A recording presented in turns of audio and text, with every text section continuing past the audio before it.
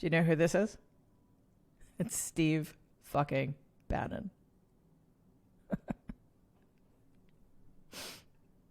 The day before today, we were treated to some of the outtakes from Donald's videotape remarks that he gave on January 7th.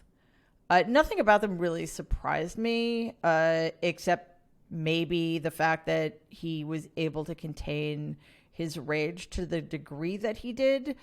Certainly wasn't surprising that he was incapable of admitting that the election was over because, one, he cannot wrap his mind around the fact that he's a loser.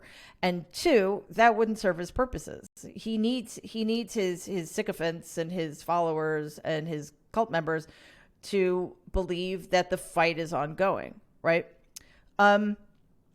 I was a bit surprised that he seems not to be able to say the word yesterday. But I guess even though he does have all of the best words, the one that means the day before today isn't one of them. Josh Hawley showed us who he truly was on January 6th, and we learned exactly what that was last night. He riled up that mob while he was in his safe space by throwing them a salute. And yet, only a couple of hours later, after that very mob that he helped incite entered the Capitol building, he ran away like brave Sir Robin. Although, I have to say, it was a beautiful thing to see the presidential ambitions of this supercilious fascist slime implode in one short GIF. The fact that this guy is still a sitting senator, is still fundraising off of that obscene gesture he made to the crowd, is really, it just kind of underscores how dangerous the times in which we live are. But I think the Democratic Party of Missouri has an antidote to this. They are going to sponsor a 5K fun run in honor of their pathetic loser of a junior senator. Good luck, Josh. I sent out a tweet recently that said, guys think carrying guns makes them tough. So what does not carrying guns make the rest of us? The responses fell into three basic categories. There were the defensive Second Amendment fanatics who actually do think guns make them tough. There were the sane people.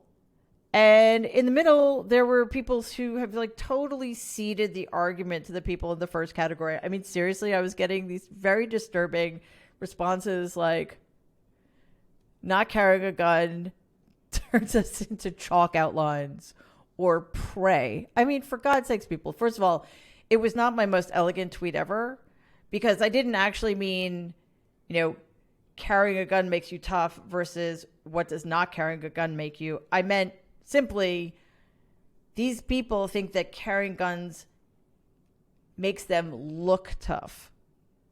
So I didn't quite get that across. But it was sort of an instructive mistake that there are lots of people out there who think that because these psychos are carrying around AR-15s in supermarkets and open carry states, they're not carrying them, makes them future victims. We are so fucked. Can you imagine? Chalk outline. Pray. Donald has confirmed that he's running for president again in 2024. What we don't know yet is whether he's going to make this announcement official before or after the 2022 midterms, although it's like he's already announced, so I'm not really sure why that matters, technically speaking. But since it does, I just want to say something to Donald for a second. Donald, if you're listening, this is really important. People will love you so much more if you announce your candidacy before the 2022 midterms, because that way, that election will be all about you.